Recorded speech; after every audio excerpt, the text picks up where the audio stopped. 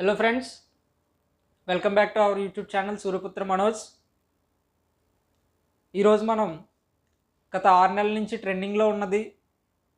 ఎంత ట్రెండింగ్లో ఉందంటే ఎలక్షన్ ముందు కానీ ఎలక్షన్ అయిపోయిన తర్వాత కానీ మన దసరా ఫెస్టివల్ ముందు నుంచి ఇప్పుడు వరకు ఇటు రాష్ట్రాన్ని అటు దేశాన్ని కుదిపేస్తూ ఉన్న టాపిక్.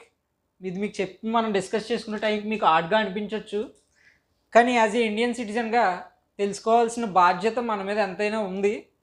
తెలుసుకోవాలి, అదేంటి మనకి ఎందుకు అనుకోవచ్చు మీరు, కానీ తెలుసుకుంటే ఎంతో ఉపయోగం, చాలా అవసరం కూడా. అది ఎందుకో మీరు ఈ వీడియో పూర్తిగా చూస్తే మీకే అర్థమవుతుంది. The topic is liquor, nothing but alcohol.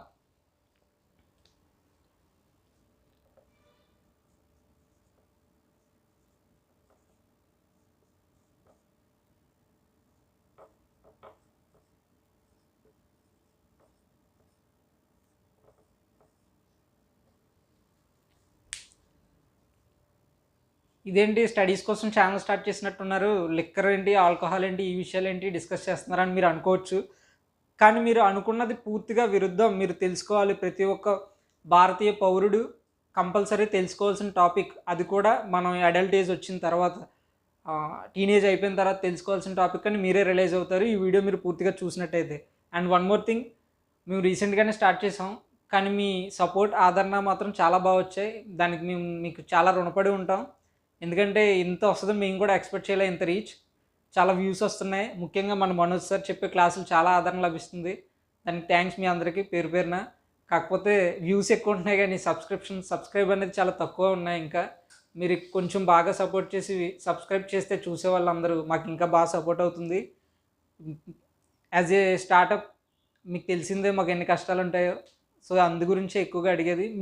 మీరు చేసే సబ్స్క్రైబే మమ్మల్ని ఒక అడుగు ముందుకి ఇంకా ముందుకి తీసుకెళ్ళేటట్టు వస్తుంది, తీసుకువెళ్ళడానికి మాకు ఉపయోగపడుతుంది.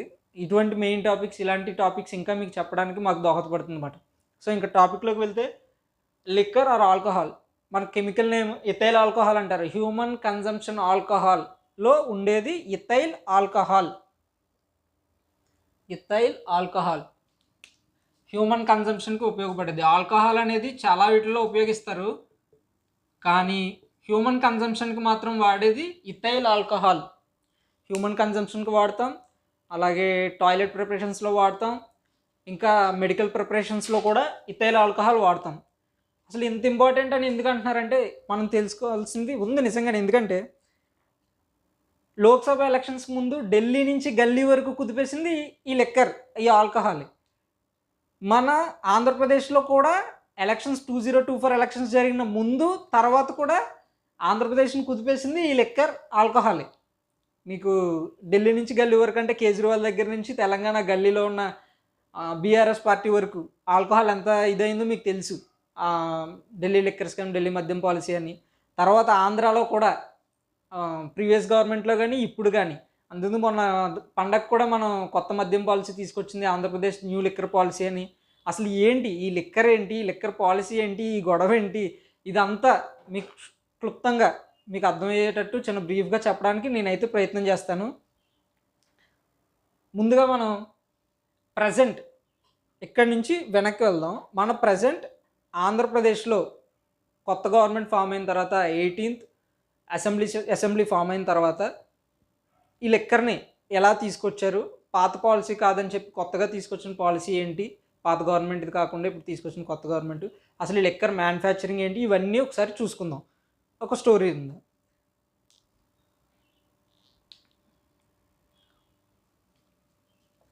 ఆల్కహాల్ ఫస్ట్ మ్యానుఫ్యాక్చర్ చేస్తారు. మ్యానుఫ్యాక్చరింగ్ ఆల్కహాల్ని డిస్ట్రిబ్యూషన్ చేస్తారు. డిస్ట్రిబ్యూషన్ అయిన తర్వాత కన్జ్యూమ్ చేస్తాం. రిటైలర్, హోల్సేలర్, తర్వాత కన్జ్యూమ్. ఇది ఆల్కహాల్కే కాదు, ఎనీ గుడ్, మీరు ఏ వస్తువు తీసుకున్నా ఒక వస్తువు తయారవ్వాల్సిందే, డిస్ట్రిబ్యూట్ అవ్వాల్సిందే, ఫైనల్గా మన చేత వాడబడాలి, కన్జ్యూమ్ అవ్వాల్సిందే. సో ఇలాగ మన ఆల్కహాల్ చైన్ కానీ చూసుకున్నామంటే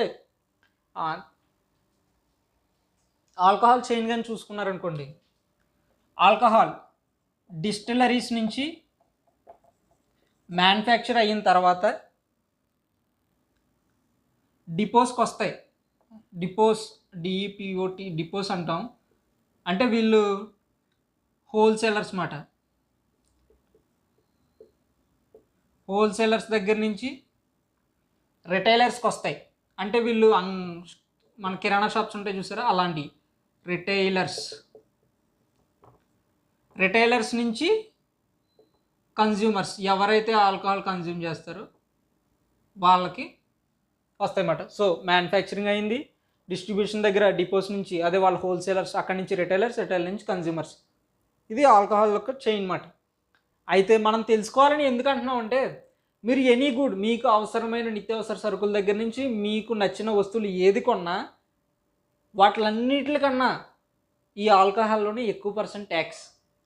మీరు యాజ్ ఏ పర్సంటేజ్గా కంపేర్ చేసి చూసుకున్నారనుకోండి, మీరు ఒక లగ్జరియస్ కారు కొన్నా, లేదంటే మీకు అవసరమైన నిత్యావసరం కూడా ఏది కొన్నా, గుండు సూది నుంచి కారు వరకు మన పర్సంటేజ్ ఆఫ్ ట్యాక్స్ చూస్తే చాలా తక్కువగా ఉంటాయి. అంటే మీరు రేట్ కంపేర్ చేయొద్దు, పర్సంటేజ్ కంపేర్ చేయండి. 5%, 10%, 20%, ఆ వస్తువు మీద నుంచి 20, 25, 5, 60 అలాగే ఉంటుంది. మా అయితే 28. అంతేకాకుండా ఆల్కహాల్ మాత్రం మినహాయింపు. ఆల్కహాల్ ఒకటి, డీజిల్ హై స్పీడ్ డీజిల్ ఉంటుంది, తర్వాత motor spirit, nothing but petrol and diesel. వీటిల్లో మాత్రం ట్యాక్స్ అనేది ఎక్కువ పర్సెంట్ ఉంటుంది. మీరు చెప్తే నమ్మరు, మీరు క్యాల్కులేట్ చూసి ఉదాహరణ చూసి చూపిస్తే మీరే అవాక్ అవుతారు, అంత ఎక్కువ. ఎందుకంటే అసలు ఇవి యాక్చువల్లీ ఆల్కహాల్ అనేదే ఇంటాక్సికేటెడ్ డ్రింక్స్. మనకి ఫండమెంటల్ డ్యూటీస్లో కూడా, fundamental rights, DPSP, directive principles of state పాలసీలో కూడా ఉన్నాయి. గాంధీయన్ ప్రిన్సిపల్స్లో కంపల్సరీ మనం ఆల్కహాల్ని తగ్గించాలి, లేదా ఇంటాక్సికేటెడ్ డ్రింక్స్ని ప్రొహిబిట్ చేయాలి. చేస్తేనే మన సొసైటీ ముందుకు వెళ్తుంది, ప్రజల ఆరోగ్యం బాగుంటుంది. కాబట్టి అక్కడి నుంచి మన ప్రజల ఆరోగ్యం బాగుంటే ఆటోమేటిక్గా ఎవరి పని వాళ్ళు చేస్తుంటారు, ఎవరి పని వాళ్ళు చేస్తూ ఉంటే వెల్త్ జనరేట్ అవుతుంది. వెల్త్ జనరేట్ అయిందంటే ఎకానమీ ముందుకు పోతుంది. ఇంకా అలా మనం కూడా గ్లోబల్ వైడ్ ఎకానమీలో దూసుకుపోతాం.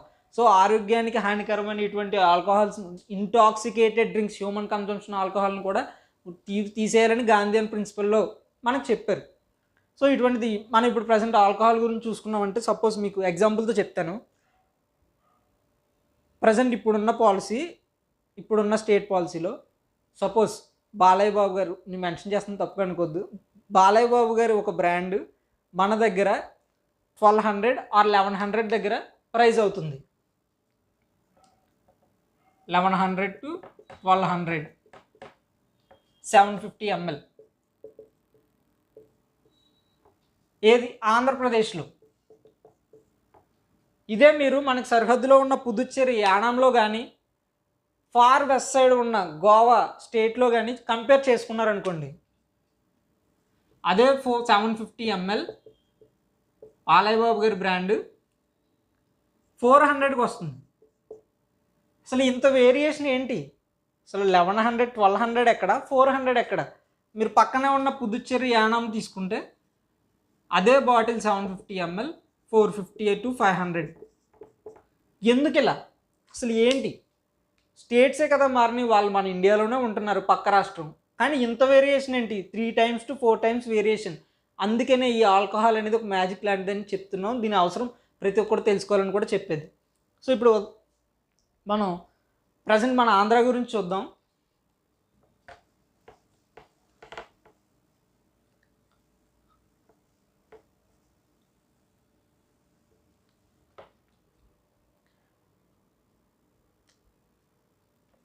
ఒక alcohol bottle 750 ml alcohol bottle, suppose ఇందాక చెప్పినట్టు బాలయ్య బాబు గారి బ్రాండే, ఆంధ్రప్రదేశ్లో మ్యానుఫ్యాక్చరింగ్ చేశారు డిస్టిలరీస్లో.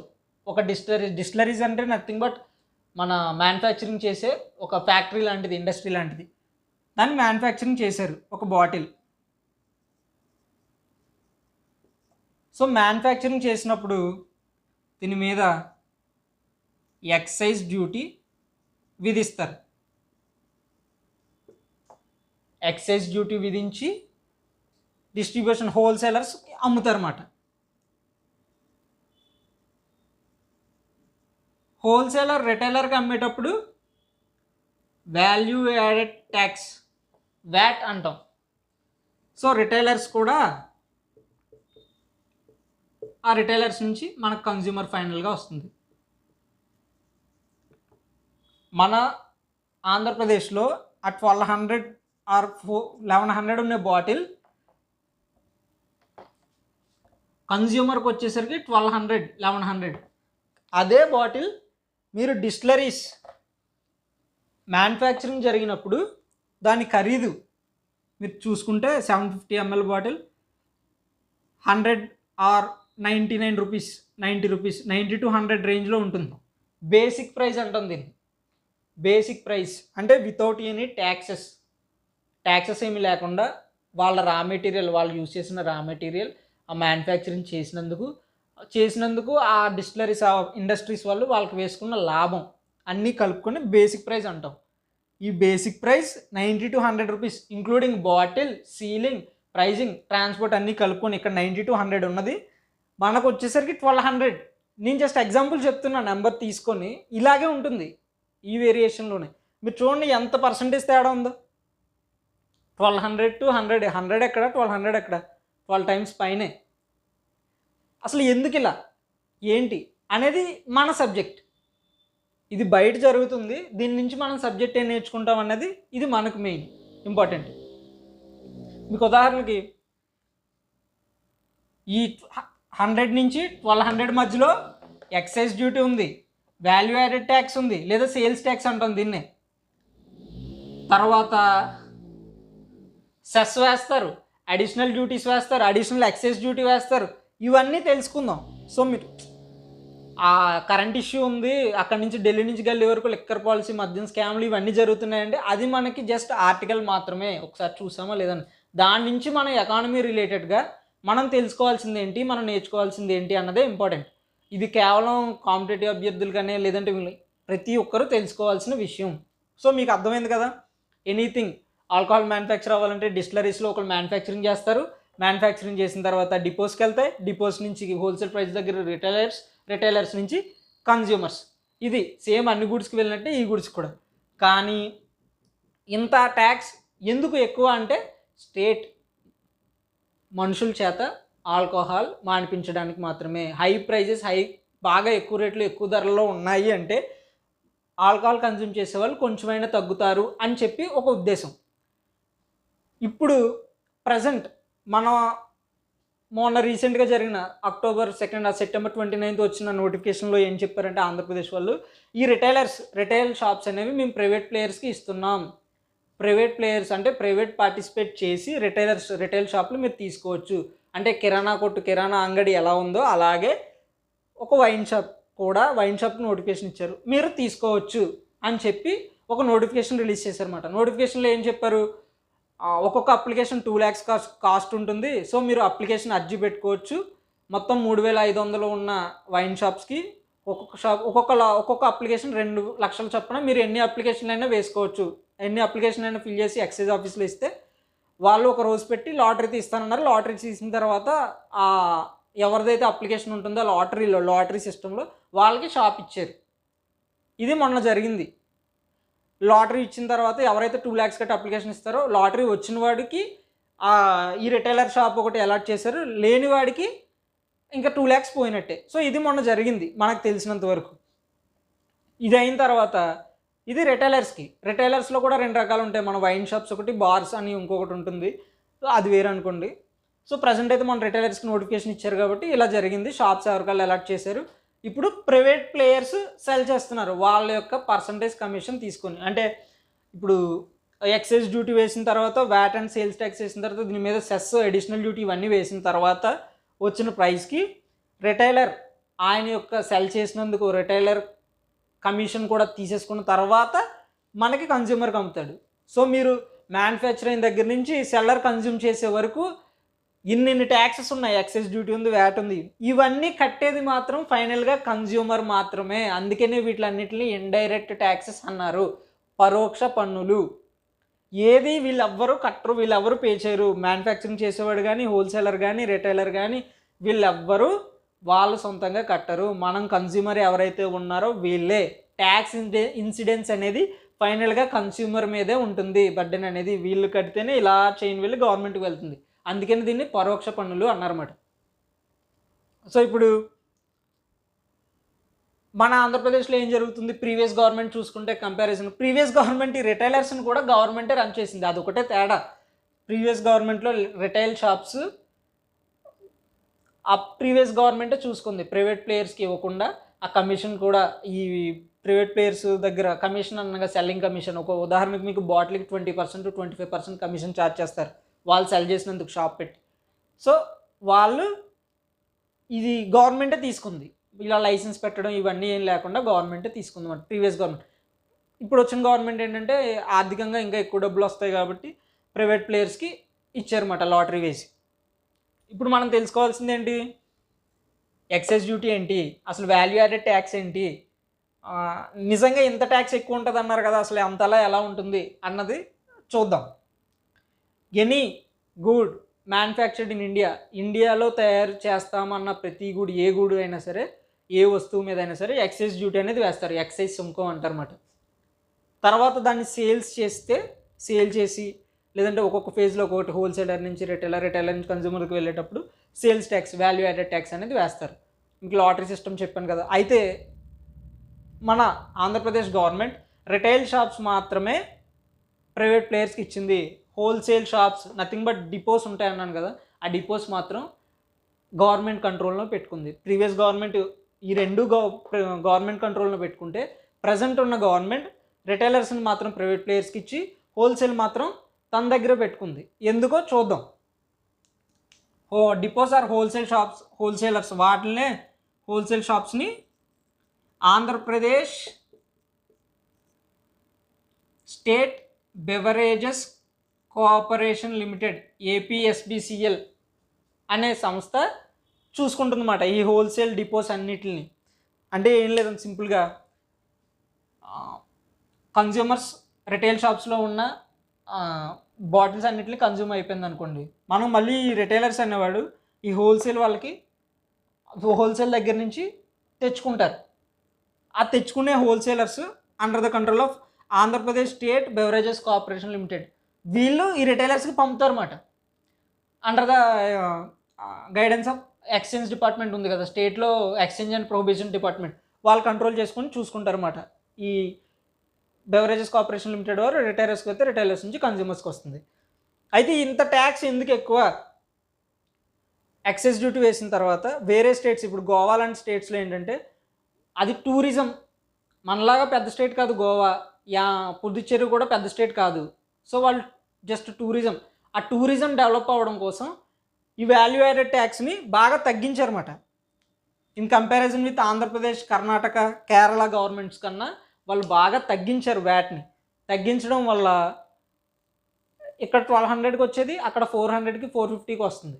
సో అందుకనే టూరిజం ఇంకా పెరుగుతుంది. టూరిజం పెరిగితే వాళ్ళకి టూరిజం వల్ల ఆదాయం, ఈ ఆల్కహాల్ కూడా వల్ల కూడా ఆదాయం వస్తుంది. కాబట్టి వాళ్ళు అక్కడ వ్యాట్ని బాగా తగ్గించారు.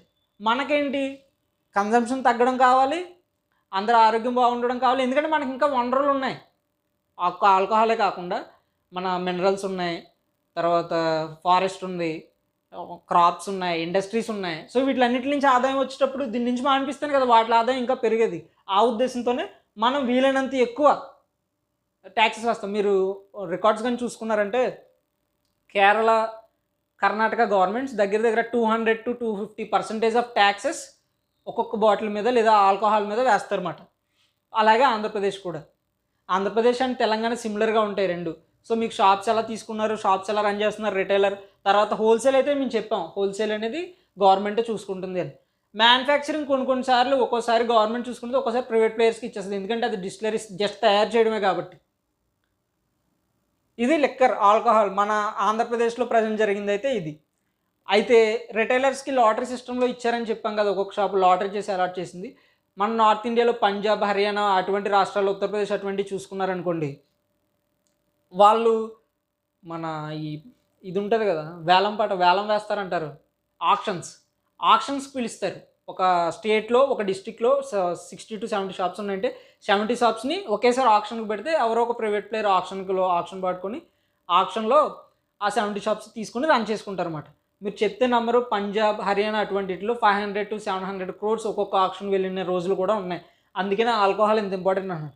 ఇంకొక ఇంపార్టెంట్ ఏంటంటే ఆల్కహాల్ గురించి, ఇండియాలో డ్రై స్టేట్స్ అని ఉన్నాయి. డ్రై స్టేట్ అంటే అక్కడ మద్యం బ్యాన్.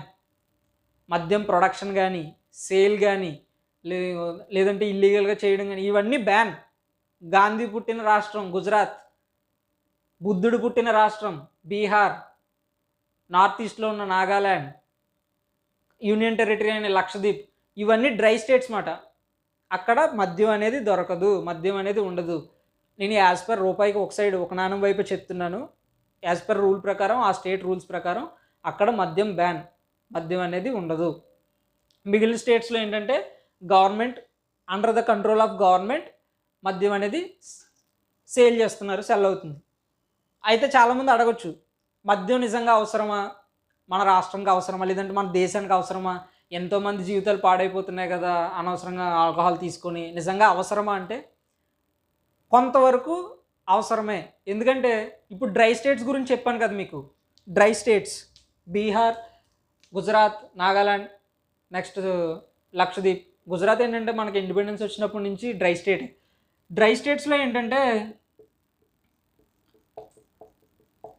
నిజంగా డ్రై స్టేట్ ఆల్కహాల్ ఉండదు. ప్రజలందరూ ఎంతో ఆరోగ్యంగా ఉండి ఆ వాటి యొక్క గ్రోత్ చాలా బీభత్సంగా ఉండాలి. కానీ బీహార్ మనకన్నా వెనుకబడిన రాష్ట్రం. గుజరాత్ అంటే వేరే ఇన్ఫ్రాస్ట్రక్చర్, బిజినెస్ మ్యాన్స్ పీపుల్స్ ఉన్నారు కాబట్టి అది మన మీద ఇంకా డెవలప్డ్. కానీ నేషనల్ క్రైమ్ రికార్డ్స్ బ్యూరో అని ఎన్సీఆర్బీ రిపోర్ట్ ఇస్తుంది 2 yearsకి ఒకసారి. 2021 ఇచ్చారు, 2023 ఇచ్చారు. ఆ ఎన్సీఆర్బీ రిపోర్ట్స్ గణాంకాల ప్రకారం కల్తీ మద్యం తాగి, ఇలిసిట్ లిక్కర్ కల్తీ మద్యం తాగి చనిపోయిన వాళ్ళు గుజరాత్లోని, బీహార్లోనే ఎక్కువ. అదే అండర్ ద కంట్రోల్ ఆఫ్ మనలా గవర్నమెంట్ కానీ పకడ్బందీగా గవర్నమెంట్ మ్యానుఫ్యాక్చరింగ్ దగ్గర నుంచి సెల్లింగ్ వరకు చూసుకుంటూ అందరికీ కరెక్ట్ స్టాండర్డ్స్తో అందుబాటులోకి ఉంచింది అనుకోండి, ఆ ఇలిసిట్ లిక్కర్ ఎవరు తాగరు కదా. కానీ ఆ ఇలిసిట్ లిక్కర్, ఆ కల్తీ మద్యం తాగడం వల్ల చనిపోయిన వాళ్ళ లిస్ట్లో గుజరాత్ ఒకటి, బీహార్ ఒకటే ఫస్ట్ ఉన్నాయి. సో ఇదొక కారణం.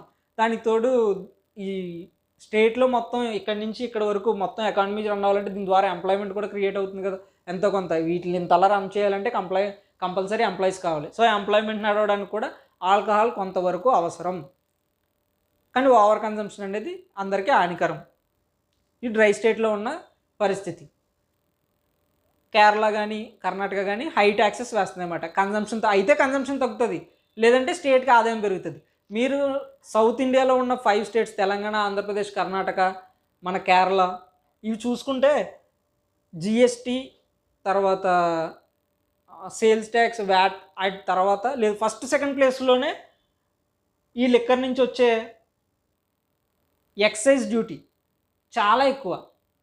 కొన్ని రాష్ట్రాలు నిలబడుతున్నాయంటే ఈ ఎక్సైజ్ డ్యూటీ మీద, పెట్రోల్ మీద వచ్చే వ్యాట్ మీదే. అందుకని ఈ ఆల్కహాల్ కొంచెం ఇంపార్టెంట్, మనం తెలుసుకోవాల్సిన అవసరం ఉంది. ఆల్కహాల్ గురించి కనీసం ఒక అవగాహన అయినా తెచ్చుకోవాలని ఈ వీడియో చేయడం జరుగుతుంది అన్నమాట.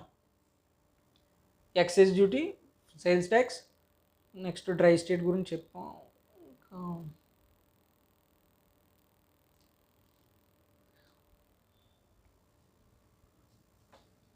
ఇప్పుడు మెయిన్ మన టాపిక్లోకి వెళ్ళిపోదాం. మన స్టడీస్కి ఏం కావాలి, మన స్టడీస్కి ఏం చూస్తాం.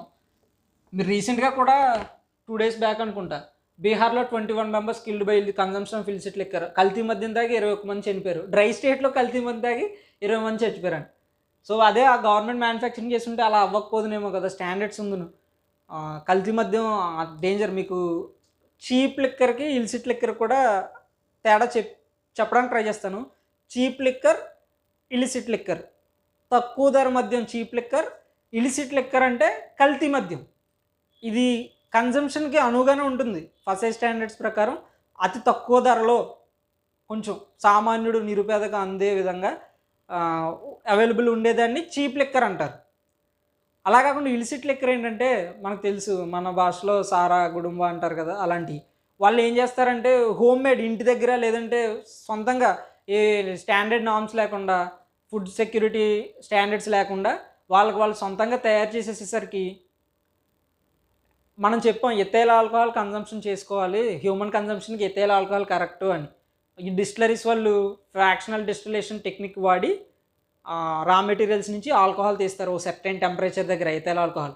ఇలిసిట్ లిక్కర్లో కూడా అంతే, మన ఇంటి దగ్గర తయారు చేసేది ఫ్రాక్షనల్ డిస్టిలేషన్ ఇంటి దగ్గర చేస్తూ ఇథనాల్ తీయాలి. కానీ అక్కడ ఎక్విప్మెంట్స్ ఉండవు. వాళ్ళు ఇలిసిట్ లిక్కర్ అంటే సీక్రెట్గా దొంగతనంగా కాస్తుంటారు, మీరు అప్పుడప్పుడు సినిమాల్లో కూడా చూడొచ్చు, కొండలో పెట్టి పెద్ద పెద్ద. అక్కడ ఏం జరుగుతుందంటే ఎథైల్ ఆల్కహాల్ బదులు సర్టెన్ టెంపరేచర్స్ దగ్గర మెథైల్ ఆల్కహాల్ CH3OH C2H5OH రావాల్సింది. ఇప్పుడు మీరు ఫ్యాక్టరీస్ డిస్టిలరీస్లో అనుకోండి, కరెక్ట్ ఎక్విప్మెంట్ ఉంది, ఫ్రాక్షనల్ డిస్టిలేషన్ పద్ధతిలో సర్టెన్ టెంపరేచర్ దగ్గర ఎథైల్ ఆల్కహాల్ని పట్టుకుంటారు, క్యాప్చర్ చేసి స్టోర్ చేస్తారు. కానీ ఇంటి దగ్గర అటువంటి ఎక్విప్మెంట్స్ ఏమి ఉండవు, ఇల్లీగల్గా చేసేది, నో లైసెన్స్ ఏమి ఉండదు, no excise duty, no VAT. So అందుకని బ్లాక్ మార్కెట్లో అంతా రన్ అవుతుంది. కాబట్టి మెథైల్ ఆల్కహాల్ ఒకసారి వచ్చింది అనుకోండి, వాళ్ళకి తెలియదు అది మెథైల్ ఆల్కహాల్ ఎథైల్ ఆల్కహాల్ రెండు చూడడానికి ఒకలాగా ఉంటాయి. సో పొరపాటున ఎథైల్ ఆల్కహాల్ హ్యూమన్ కన్జంప్షన్ ఉంది, మెథైల్ ఆల్కహాల్ కానీ తీసుకున్నారనుకోండి, ఎనఫ్. నైట్ కానీ తీసుకుంటే ఎర్లీ మార్నింగ్కి బాడీ మొత్తం డిహైడ్రేట్ అయిపోయి బ్లడ్ కూడా లేకుండా మనిషి చచ్చిపోతాడు. అందుకనే కల్తీ మద్యం పొరపాటున ఒక్కసారి తాగిన ప్రాణాలు చాలా పోతున్నాయి. రాష్ట్రాలను కుదిపేసిన ఎలక్షన్స్ ముందు కూడా రూలింగ్ పార్టీస్ని కుదిపేసింది ఈ ఇలిసిట్ లిక్కర్. సో మీకు ఇలిసిట్ లిక్కర్కి అలాగే చీప్ లిక్కర్కి తేడా తెలిసింది అనుకుంటున్నా. చీప్ లిక్కర్ అంటే హ్యూమన్ కన్జంప్షన్ చేయొచ్చు, బాగా తక్కువ రేట్లో ఉంటుంది. ఆర్డినరీ లిక్కర్ అంటారు, ఆర్డినరీ లిక్కర్ నాన్. ఓకే, ఇది ఇప్పుడు మనం చెప్పాం ఎక్సైజ్ డ్యూటీ,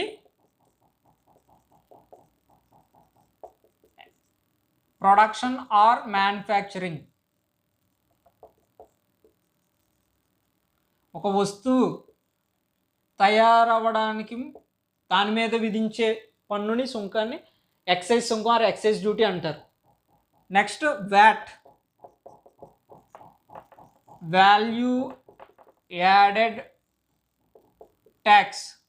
ఇంతకుముందు సేల్స్ ట్యాక్స్ అన్నారు, సేల్స్ ట్యాక్స్ ప్లేస్లో ఈ వాల్యూ యాడెడ్ ట్యాక్స్ తీసుకొచ్చారన్నమాట. అంటే తయారైన వస్తువుని మనం అమ్మడానికి అమ్మకపు సుంకం అంటారన్నమాట, value added tax. Value added tax అనేది గూడ్స్ మీద వేస్తారు, సర్వీసెస్ మీద వేయరు. ఇది వాల్యూ యాడెడ్ ట్యాక్స్ అన్నమాట. నెక్స్ట్ రీసెంట్గా మనం ఆంధ్రప్రదేశ్లో లిక్కర్ షాప్స్ ఇచ్చిన తర్వాత 2 GOs కూడా విడుదల చేశారు. అడిషనల్గా 10% అడిషనల్ ఎక్సైజ్ డ్యూటీ ఉంది ఆల్కహాల్ మీద, ఆ 10% అడిషనల్ ఎక్సైజ్ డ్యూటీని మేము తీసేసాం అని గవర్నమెంట్, ప్రజెంట్ కొత్తగా వచ్చిన గవర్నమెంట్ GO ఇచ్చిందన్నమాట. Additional excise duty. అలాగే narcotics, anti narcotics and rehabilitation కోసం ఇదే ఆల్కహాల్ మీద 2% సెస్ కూడా విధిస్తున్నాం, 2% సెస్ కూడా విధిస్తున్నామని స్టేట్ గవర్నమెంట్ GO విడుదల చేసిందన్నమాట. దేని గురించి? Narcotics, anti narcotic and rehabilitation కోసం. అసలు ఈ సెస్ ఏంటి, సెస్ వల్ల ఉపయోగాలు ఏంటి, అసలు సెస్ ఏంటి, ఈ అడిషనల్ ఎక్సైజ్ డ్యూటీ ఏంటి అంటే, ఎక్సైజ్ డ్యూటీ వేసిన తర్వాత ఎక్సైజ్ డ్యూటీయే కాకుండా ఎక్సైజ్ డ్యూటీకి అదనంగా బేసిక్ ప్రైస్ మీద ఎక్సైజ్ డ్యూటీకి ఇంకా అదనంగా వేసేది additional excise duty.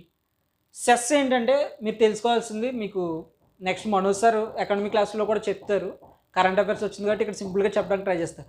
Cess and surcharge అని 2 ఉంటాయి, 2 ట్యాక్స్ మీద tax. Cess and surcharges are tax on taxes. Cess and surcharge ఈ 2 కూడా ట్యాక్స్ ఆన్ ట్యాక్స్, పన్ను మీద పన్ను మాట. ట్యాక్సెసే, సపోజ్ ఇప్పుడు పన్ను వేసారనుకోండి, ఆ పన్ను మీద పన్ను. మీకు ఉదాహరణకి మనం పెట్రోల్ డీజిల్ కానీ తీసుకున్నామంటే వ్యాట్, వాల్యూ యాడెడ్ ట్యాక్స్తో పాటు స్టేట్లు మన రోడ్ డెవలప్మెంట్ కోసం, రోడ్ ఇన్ఫ్రాస్ట్రక్చర్ కోసం సెస్ అని, తర్వాత ఎక్సైజ్ డ్యూటీ కానీ తీసుకున్నాం అనుకోండి, ఎక్సైజ్ డ్యూటీతో పాటు అగ్రికల్చర్ ఇన్ఫ్రాస్ట్రక్చర్ డెవలప్మెంట్ ఫండ్ అని AADC ఇలాంటివి వేస్తారన్నమాట. అంటే ట్యాక్సే, ఆ ట్యాక్స్ అమౌంట్ బేసిక్ ప్రైస్ కలుపుకున్న తర్వాత కూడా ఇంకో ట్యాక్స్ వేస్తారన్నమాట అదనంగా, సెస్ అండ్ సర్చార్జ్. అయితే సెస్కి ఒక కారణం ఉంటుంది కంపల్సరీ. సెస్ మేము పలానా విషయం గురించి సెస్ వేస్తున్నామంటే ఆ డబ్బులన్నీ దాని మీద ఖర్చు పెట్టాలి. సర్చార్జ్ అయితే అలా కాదు. సర్చార్జ్ అయితే ఎనీథింగ్ సర్చార్జ్ వేసిన తర్వాత దేనికైనా ఖర్చు పెట్టుకోవచ్చు. సో మీరు ఉదాహరణ చూడండి, యాంటీ నార్కోటిక్ రీహాబిలిటేషన్ కోసం మేము ప్రొడక్షన్ అయిన ఆల్కహాల్ యొక్క ల్యాండెడ్ కాస్ట్ మీద 2% సెస్ విధిస్తున్నాం అన్నారు కదా. ఈ 2% cess state consolidated fund of ఆంధ్రప్రదేశ్కి వచ్చిన తర్వాత దాని పబ్లిక్ అకౌంట్స్కి మార్చి యాంటీ నార్కోటిక్ అండ్ రీహాబిలిటేషన్ మీద మాత్రమే సెస్ వాడాలి.